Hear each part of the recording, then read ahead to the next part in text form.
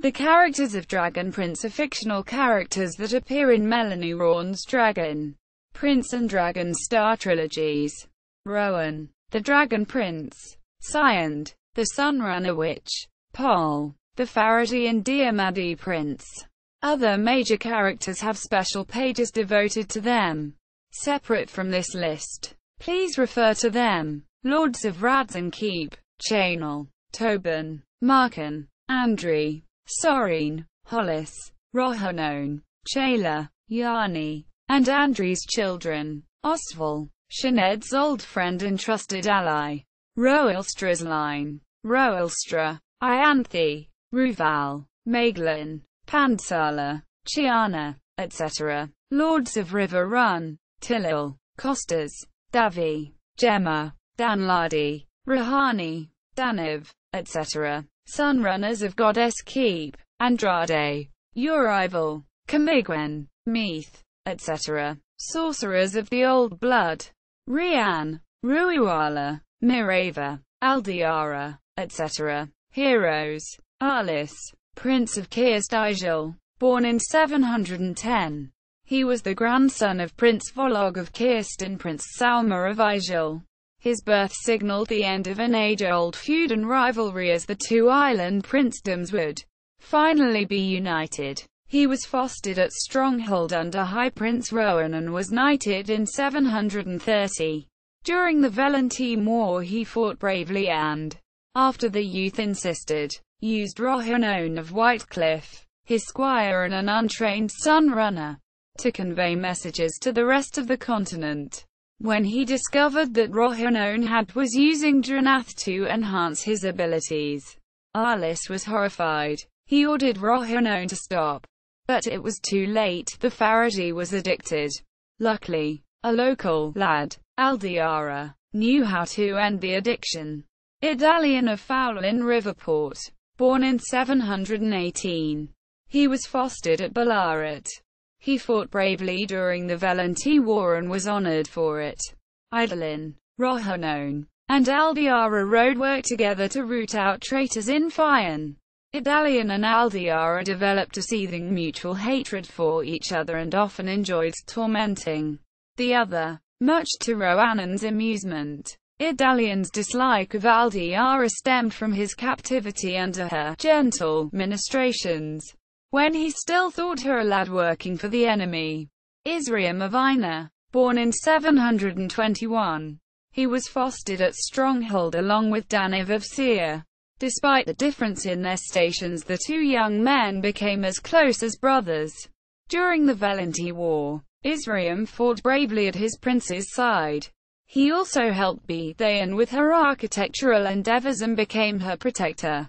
He and Beithain grew romantically attached despite their age difference. She was 30, he 16. Diarmadhi, Lord of Tua Castle, born in 711. He was Walvis and Phylan's only son and heir. He had been fostered at Skybowl and was knighted in 730. A few years later he married Rabisa and became Lord of Tua. They had two children, Siona and Geron. Though a strong and skilled warrior, as is natural with Walvis, trainer of knights, for a father, he was killed during the Velentine battle at Tua. Laric, Prince of Fictional, born in 698. He was the younger son of Chadrich and Audrite of Dorval. He was fostered at High Kirat in 710 and knighted in 718. A year later he became Prince of Fictional due to the unexpected death of Prince Ajit, whom Pandsala had killed in an attempt to expand Pol's inheritance. As a foreigner, Laric was met with some distrust by the Fianese. Most ill will disappeared, however, when he married Lizzie Earl of Snowcoves, who was related to the late prince. Together they had two children, Tilal and Larian. During the Velentine War, Fictional was overtaken by Lizzie Earl's brother, Yarin, and sorcerers. With the help of Prince Alas, Rohannon, Idalin, and Aldiara, Laric was able to reclaim his princedom and save his son from imprisonment. Sauma of Kostas, born in 720 to Latham and Hevatia. He was Al's younger brother. He was fostered at High Kirat with Rohani of Ossetia. Though they had very different temperaments, the two became very close, fighting side by side in the Velenti War. They were knighted together on the field of battle. When Rohani lay dying of wounds, Salma was by his brother's side. Sethrek of Grib, born in 717. He was the nephew of Velden, Prince of Grib. He trained at Remagef before the Velenti War broke out. He ended up fighting alongside Danvi of Sira and the High Prince. During this time he and Danvi met Jahni, and both fell for her. Sethrek loved the lady, but thought she deserved a prince. Danvi was heir to the princedom of Sira. Eventually Jahni made it clear that she didn't care about marrying a prince. She loved Sethrek. Talain, Lord of Tiglath, born in 700. He was the younger son of Lord Eltanan of Tiglath. When his older brother died of plague, he became heir and was fostered at Stronghold. He was a quiet, self-possessed boy and grew into a strong and noble young man. His strength grew greater through his association with Chaynal, his wife and the rather outspoken daughter of Walvis and Phylon, though still reserved compared to most of his desert brethren, except when it came to Merida. Talain was a brave warrior. He and the soldiers of Tiglath fended off the Velentine long enough for Sioned and their children to get to safety. He died, honored as a hero. Zehava, Prince of the Desert, born in 638. He was a fierce and revered warrior prince. He had fought thousands of Merida to secure his beloved lands and was the epitome of the old ways. While Zehava thrived on battle and on the dragon hunts, he had slain 9 dragons, which was more than any other. He was also a fair and just ruler and a loving father. He did not understand Rowan's propensity for scholarly works and law crafting, but indulged his son with books as the prince cared deeply for him and for Tobin, Zehava's daughter. Zehava was especially proud of Rohan. When the boy dressed in common trooper's harness in order to fight the Merida, Zehava knew about the dragon gold and the operation at Skybowl. But he never told Rohan about it as he wanted his son to work for his gold and/or discover the dragon gold himself. This kind of fatherly treatment was also demonstrated when Zehava threw Rohan into the lake near Skybowl to teach the boy to swim. In 698 during a dragon hunt, Zehava was fatally wounded. He died a few days later. Rohan avenged his father's death by slaying the dragon. Kazanda, Chorus of the Eye Scheme, was born in 711 to one of the desert's nomadic tribes. He was an Isulki warrior and proud of it, though not insufferable to any but Chayla of Whitecliff. Kazanda was like a prince among the Eye Scheme.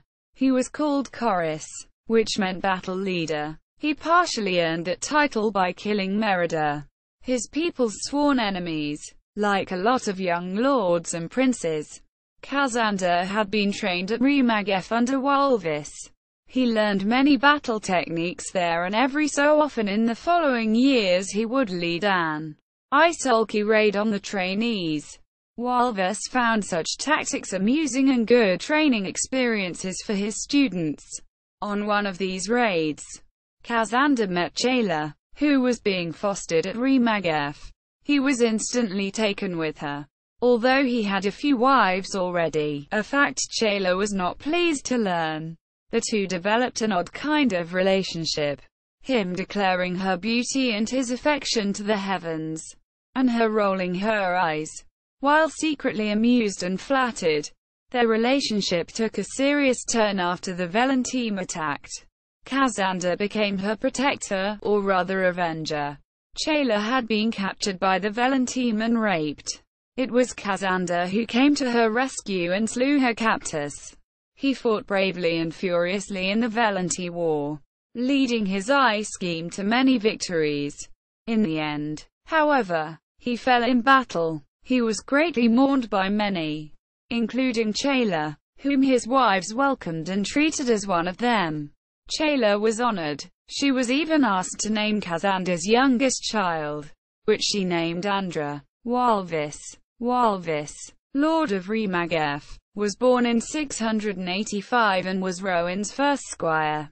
In addition to his training and squire duties, Walvis helped Rowan and Sioned meet in secret before they were married, much as Rowan himself had done for his sister, Tobin, and Chaynal. Walvis also guarded his prince and his chosen lady. During the Ryla, he was captured along with Sioned as he had tried to follow her. Sioned and Walvis worked together to verbally throw off Roelstra, making his attention split between the two of them. Their distraction gave Rowan and your rival enough time to enter Roelstra's camp. Rowan freed them. Walvis attended Rowan faithfully until he was knighted in 703. He then served Rowan as a knight and man-at-arms. Rowan was going to give Walvis Remagef keep, so he brought his former squire along on his tour of the northern desert keeps. When they reached Skybol, they were greeted by Meiglan, the dragon counter, who turned out to be a girl about Walvis' age. Walvis went to Skybol to ready his prince's arrival, while Rowan and the party from Skybol set off to search for the nearby dragons. On the journey, Rowan was captured. Walvis and Meiglan rode to Tiglath to find a Sunrunner and to warn them that the Merida were planning to attack. Sioned ordered Walvis to lead the defense at Tiglath instead of trying to rescue Rowan. He didn't much like the order, but he obeyed when Meiglan rode off to Tiglath herself. As the war raged between Prince Mesh and the desert to the south, Walvis commanded the northern army and the besieged city. As his troops were disheartened by the lack of action, Walvis launched some small attacks, trying to pull the Merida into action. Eventually the trade supplies from Cunaxa to the Merida were cut off by Dorval's ships. Just as those ships also supplied Tiglath, the desert troops regained their spirits, and the Merida had no choice but to attack the city en masse. Walvis led the defensive attack and won, demolishing the Merida army. While there, Walvis and Meiglan worked well together and made a great team. Rowan eventually won the Southern War in a duel against High Prince Roelstra. After he was made High Prince, Rowan named Walvis Lord of Remagef Keep and Sioned gave him a silver grey pearl necklet. A year later, Walvis married Meiglan and gave her the wedding necklet. Over the years, they had two children, Diarmadhi and Chaynal. They also worked to fix up Remagef as Lord Hadan had let it fall into some disrepair. In 714, Walvis became Lord of Remagef. By this time the keep was fairly up to snuff, though not as luxurious as Radzyn or even Stronghold. By the time his children were married, Walvis and Meiglan had an up-and-running keep, and Walvis was training the sons of desert lords in combat. Walvis became so adept at his training that soon lords and princes from all over the continent sent their sons to be trained by him. During the Valenty invasion, Walvis, and many who had trained under him, fought at the High Prince's side. Without them, the war could have been lost. Heroines: Alison of Kist, Princess of Meadowlord, born in 696. She was Prince Volog of Kist's youngest and favorite daughter. She had been born with the Faradhi gifts, but was afraid and unwilling to learn how to use them. At the 719 Ryla she met Andry of Radzyn Keep. Andry was very taken with her and encouraged her to go to Goddess Keep to learn how to use her gifts. He did not understand why she was afraid to do so. Though Alison had loved him, she had feared his power and the power he was trying to draw out of her even more. She ran to Ostvel instead. Ostvel was a strong, caring man, and he didn't try to make her use gifts she'd never wanted. Though Andry was furious, Alison married Ostvel. Together they had 3 children: Meiglan, Jenny, Mila, and Dana. Throughout the years, Alison grew stronger and more confident of her place in the world. She was an asset during the Velenti War. Towards the end of the war, she was finally able to come to terms with her Sunrunner gifts and use them without fear. Meiglan, Jahni, of Castle Crag, born in 720. She was the daughter of Ostvel and Alison. She had been named after Ostvel's first wife, the Sunrunner Meiglan. Like her namesake and her mother, Jahni had been born with the Faradhi gifts. Unlike her mother, she was not afraid to use them. She was fostered out to Stronghold under her father's dear friend Sioned, the High Princess. After the Velenti War broke out, Jahni met Sethrek of Grib. They fell for each other, but he thought himself too low for someone like her. Someone descended from princes. Jahni thought that was ridiculous. During the war, she and Sethrek were trapped in a keep, suddenly made its main defenders. Jahni had to overcome the fear of her gifts and use what Sunrunner abilities she could. Together, Jahni and Sethrek were able to hold the enemy at bay. Beithain was born in 707 and was the daughter of the chief architect rebuilding Ferush for Sorin. During this time, Beithain and Sorin developed a relationship, and later she apparently became his unofficial betrothed. Her character is mentioned in Sunrunner's Fire, but is not named until Stronghold. By the year 737, Beth was living at Radzyn Keep with Tobin and Chayla as their unofficial daughter-in-law. The Velenti War broke out and Beth travelled with Prince Rohan and Pol across the desert, helping Chayla with the injured whenever she could. Beth's knowledge of architecture also proved to be a great help. Meiglan, rumoured sister of Zehava and keeper of the desert's secret passageways, entrusted Beth, Hollis, Chayla, and Tobin with the secrets of the desert's keeps. Hollis' Sunrunner memory enabled her to remember every detail exactly. Chayla and Tobin were of Zehava's blood, and Beth would understand the architecture and technical workings of the passageways. Israel, Rowan's squire, travelled with Beth and the others. Though only 16, he grew up quickly due to the war and became Beth's main protector. The two felt a romantic connection despite the rather large age difference. Beth was 30. As the war progressed, Israel aided Beth in her architectural endeavours. This deepened their feelings for one another, though neither acted upon their feelings for quite a while. At the end of the war, Beth and Israel admitted their feelings for each other. Israel, however, saw himself as too young and thought that Beth's feelings had been influenced by the war and danger, not true affection. Beth disagreed, kissed him, and told him that he wouldn't always be young. Meiglan, Lady of Remagef, was desert-born and bred. Like most of the women from that princedom, she was strong and feisty. The fact that she was from the north meant that she was ready to grab a sword every time she heard Merida. Meiglan's blinding passion was to count and study dragons. Though they terrified her, she was also fascinated by them. She became a dragon census counter for Prince Rohan and even advised him about dragon hatching, caves and dragon behavior. When Rohan traveled to Skybowl, he was surprised to see that Meiglan was a young woman instead of a crotchety older man. He was pleased to hear that the dragons would probably choose the caves between Skybowl and Ferush to lay their eggs. He went to investigate and was captured by the Merida and taken to Ferush. Meiglan and Walvis, who had come to Skybowl with his prince, set off for Tiglath in order to find aid and a Sunrunner. They ran into Cleve, who contacted Sioned. The Sunrunner princess ordered Walvis to lead the defense at Tiglath. He wanted to rescue his prince instead, but to Meiglan it was clear Princess Sioned had ordered him to go and the Merida were about to attack. She set off for Tiglath. Walvis and the others seemed shocked for a moment. Then Walvis took off after her. Together Meiglan and Walvis were able to defend the city and keep the people organized. Rohan was released from Ferush and went on to lead the Southern War to victory. He became High Prince in Roelstra's place. He made Walvus Lord of Remagef Keep, and Sioned gave Walvus a silver grey pearl necklet, a necklet which Walvus gave to Phylon a year later.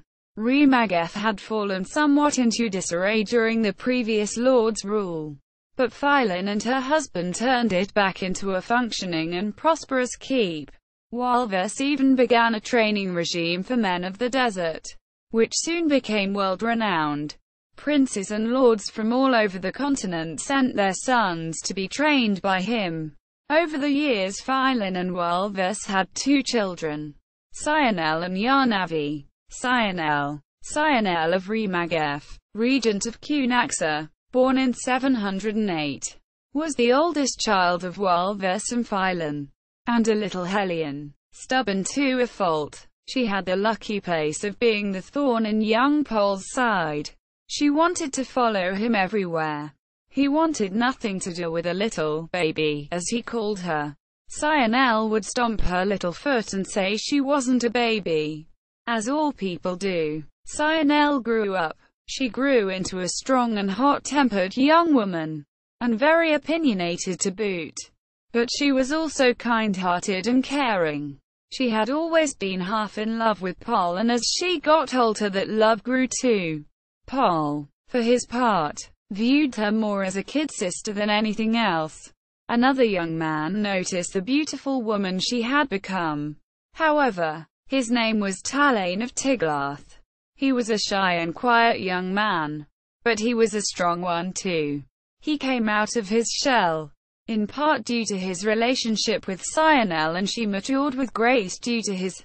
The two found love and were eventually married, though Chaynal never forgot her first love, Pol. Chaynal and Talain had 3 children together, Antalya, Ianthe and Meiglan. Tiglath was one of the first keeps attacked during the Velanti invasion.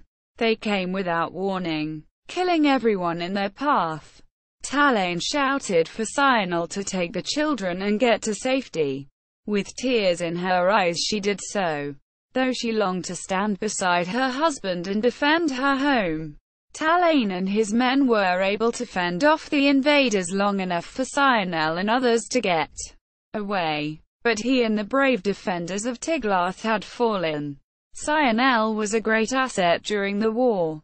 She helped plan against further attacks, and took part in Sioned's scheme to drug the Velanti soldiers. She did not know the drug was actually poison, however, and wasn't terribly pleased when she discovered it. Many times during the war she would speak to Pol, trying to keep him focused and on track. He needed her to yell him into actions on a few occasions. In the end, Pol and his forces won the war and drove the Velanti from the continent. Pol also finally saw Chaynal as a strong woman and not the little girl who had followed him around, pestering him. Following Meiglan's death at the hands of the Velanti, she and Pol were romantically involved for a brief encounter.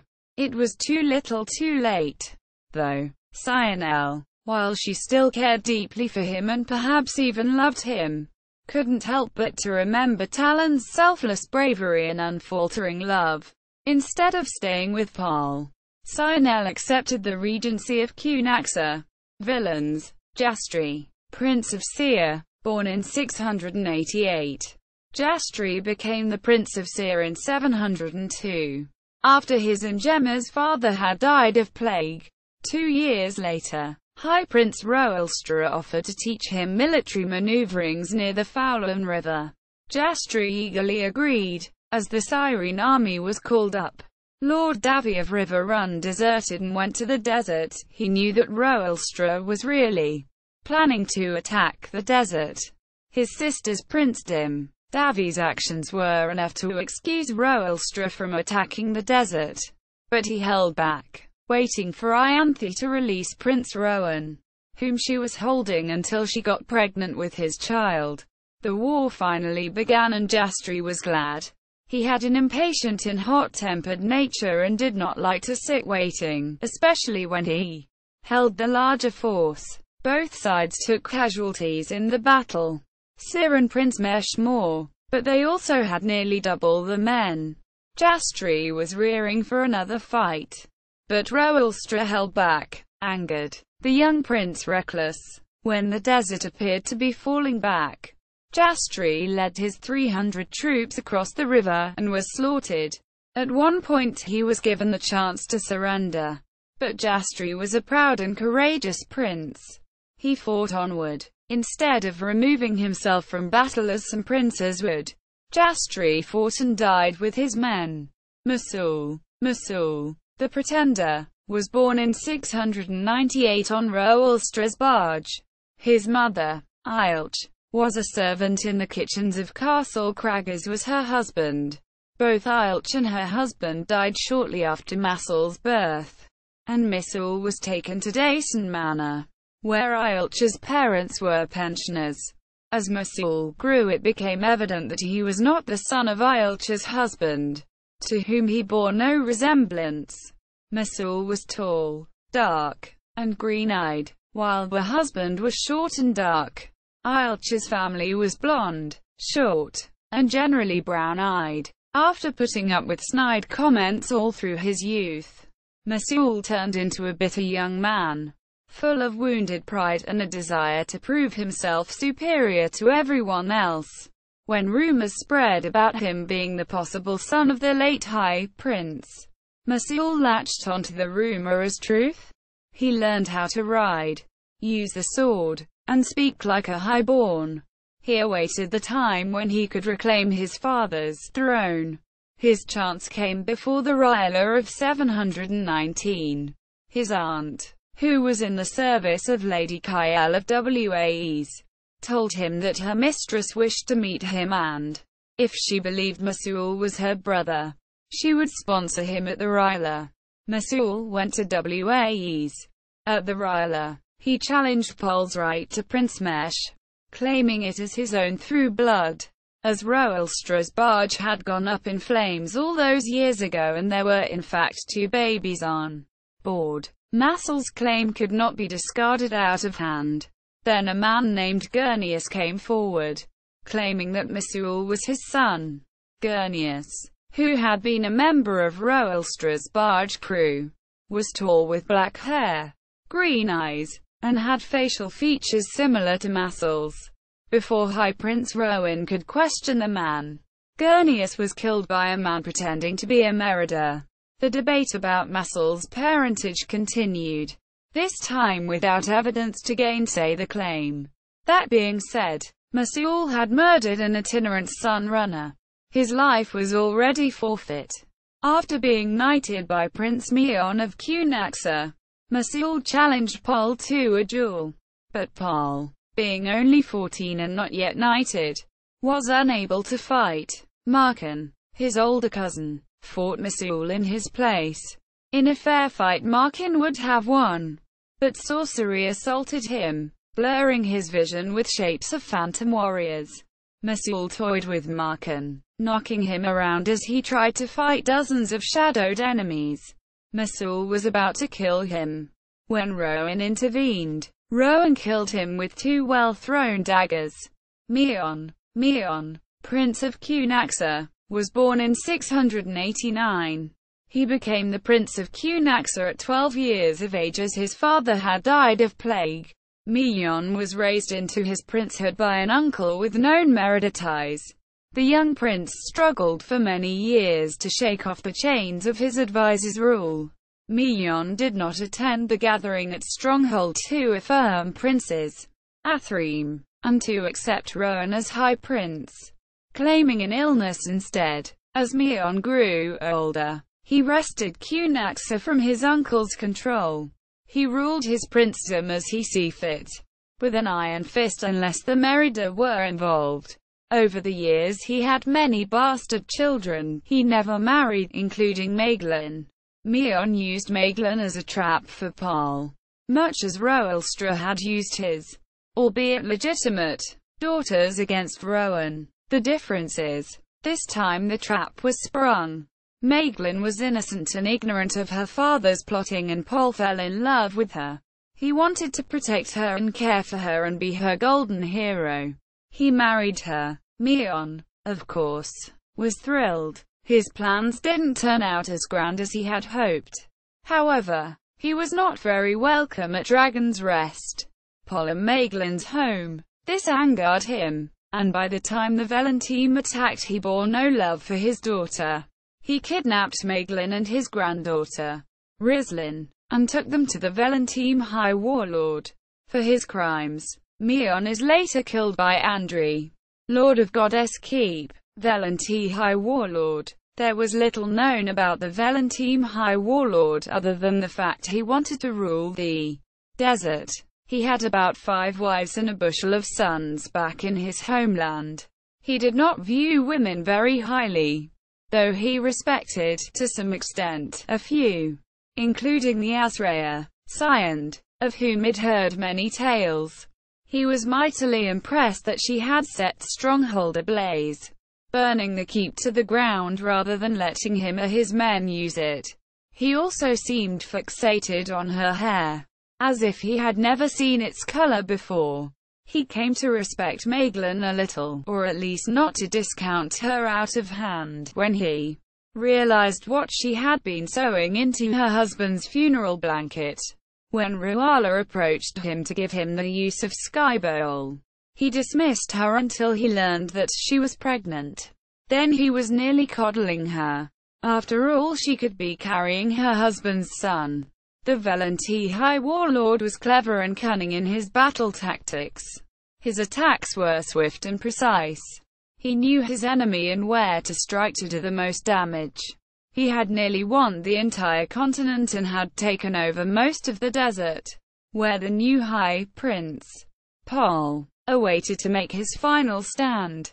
In the end, the High Warlord underestimated Paul, Andry, and all of their allies. Before he was defeated, however, he killed Meiglan. Paul killed him and drove the Velen team from the land.